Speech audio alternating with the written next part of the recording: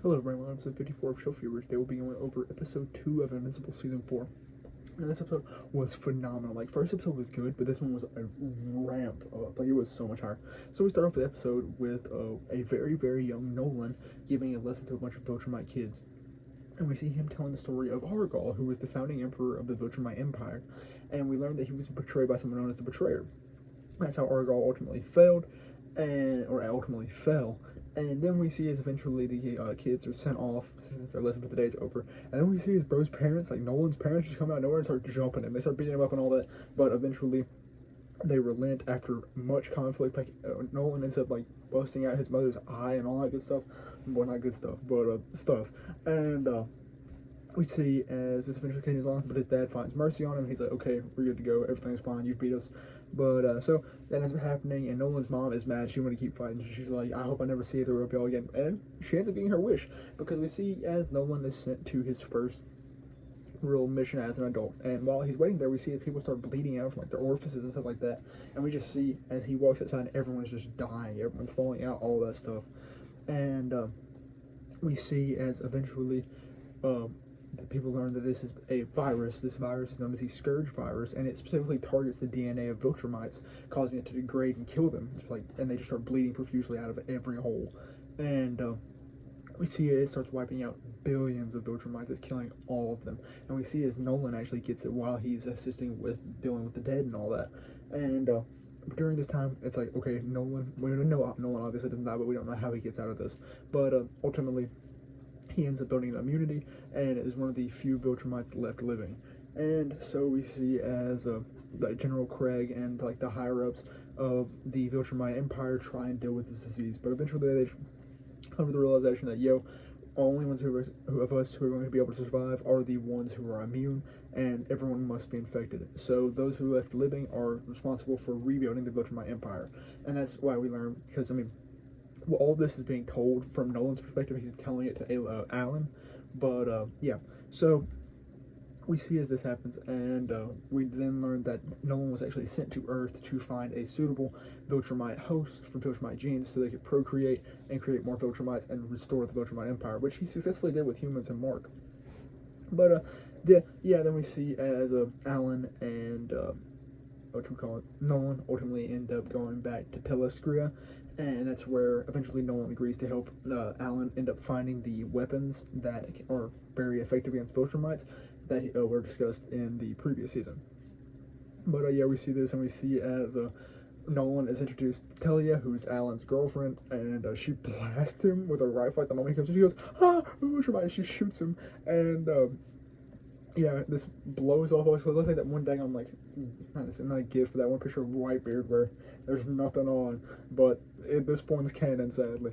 But yeah, we see this happens, and then we start off going. Well, actually, we see as the three end up going to Thaddeus, where they introduce their plan to him, and he gives kind of the green light.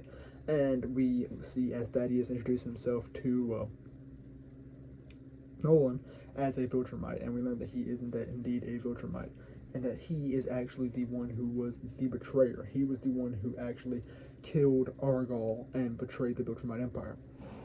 But yeah, so this moves along, and eventually we see as the three end up taking a ship called the Venture, and they end up going about and trying to find these sorted weapons that are good against Viltrumites. And we get this motif, well, not this motif, but this reoccurring gag throughout this episode of Nolan sleeping in the same sleeping quarters as Telia and Alan, and let's just say they are partaking in activities of matrimony even though they're not married, and and Nolan keeps having trouble to sleep, and we see as he progressively tries to get back at Alan for this, because bro cannot sleep and it's obviously disrupting and disgusting. But yeah, so first they end up going to look for crap, I think his name's Space Racer, and they all end up looking for him on this asteroid that Nolan buried him in under like multiple tons of rock like 100 years ago. And they go and look for him. Eventually they end up finding him, they get it going, but then he ends up coming out and attacking them. But eventually they're able to subdue him. They're like, well, they actually don't subdue him, but they're able to talk to him, and they're like, yo, will you join our cause? And he eventually agrees to it, and as he sees that Nolan actually apologizes to him, and then Nolan is now a different man. Then they go about to a bunch of different other places. They end up to go into this place where these bugs are that have secretions which are highly lethal to, or not highly lethal, but they allow Viltrumites to become more physically vulnerable when exposed to the like internals of these bugs. And we see as Alan is forced to go and harvest the bugs while Nolan holds a rock because of Nolan needing revenge for the activities that are going on nightly. And yeah, we see this. Then we see them go to this planet that looks like Hueco Mundo from Bleach almost, but because it's just a barren wasteland because the Viltrumites pushed their planet closer to the sun, so it evaporated everything and all of them like dried away. But then we see them go to this other planet. I believe these people are called like the Gladarinians or something like that. There is a hero on Earth who's actually of this species and planet, but I can't remember what the name is. But yeah, they end up going in, and Nolan reveals that these people were actually too hard to conquer because the Viltrumite numbers were not as high, and they weren't going to have the numbers to actually conquer this planet.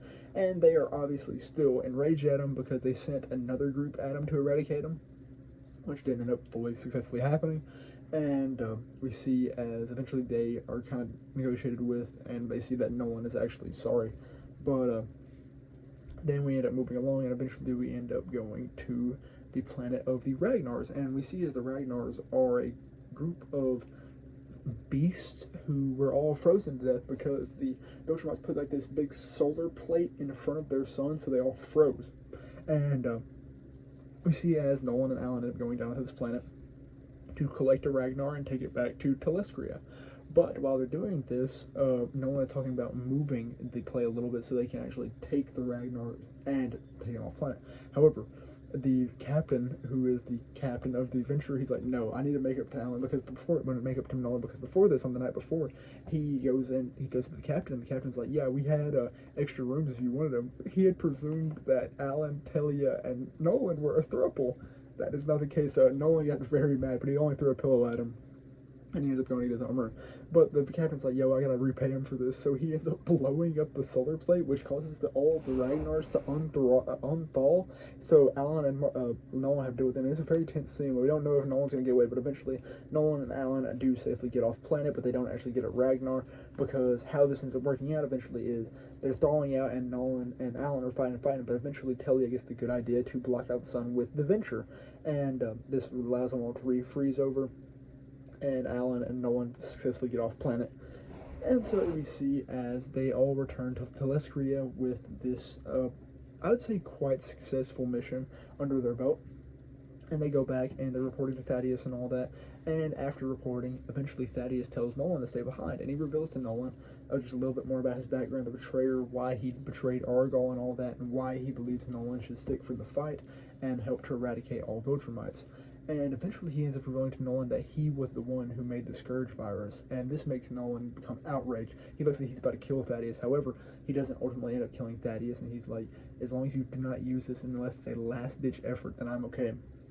And this is where we can really see that Nolan has developed a lot as a character, because before, like, season 1, Nolan would have just slimed out Thaddeus right here. However, we see that Nolan has grown, and he's substantially more understanding than he was in season 1 and earlier. So we see as eventually he's leaving, and he has made the hard decision that he's going to go to Earth and find Mark so he can help in the war of the Coalition against the Viltrumites. So, yeah, that's where the main story of this episode ends. However, we get another post-credit conquest scene, and we see the conquest repulls back up on Viltrum, and he's greeted, well, not greeted, but he's like smitten and slapped down by General Craig, and he's made to kneel before the supreme leader of the Viltrumites, and we see his conquest is requesting a death penalty due to his failure at Earth. But the leader is like, no, I will not let you have this, because I will not reward you for failure. And he pulls up, and we get to see our first, I believe it's our first look at Thrag. Thrag is like the main leader of the Viltrumites. I haven't read the comics, like I said, so I don't know much about him, but I know at least that he is like the big antagonist of the series. And so yeah, it's really looking like we're going to get a lot of our more Viltrumite actual villain story stuff through these like post-credit scenes, but I've only watched 2 episodes, so I don't really know. But so far that's been the case, and we're gonna get more of our, I guess, main character protagonists like Mark and Nolan stuff through the actual main episode, and eventually both these 2 stories will end up colliding. I don't know at a point, but I'm ready to see when it does, because it will be phenomenal. Yeah, I mean, that was a phenomenal episode. Like, it's I mean, there's only been 2 episodes so far, but it was my favorite episode by far, and it was just so enjoyable. It was fun to see Nolan and actually his actual character development and all that. It was funny to see the goofs and gaffs in it as well. But yeah, I mean, that's all I really have to say about episode 2 of Invincible season 4, and all I really have for shelf review episode 54. So thank you very much for watching.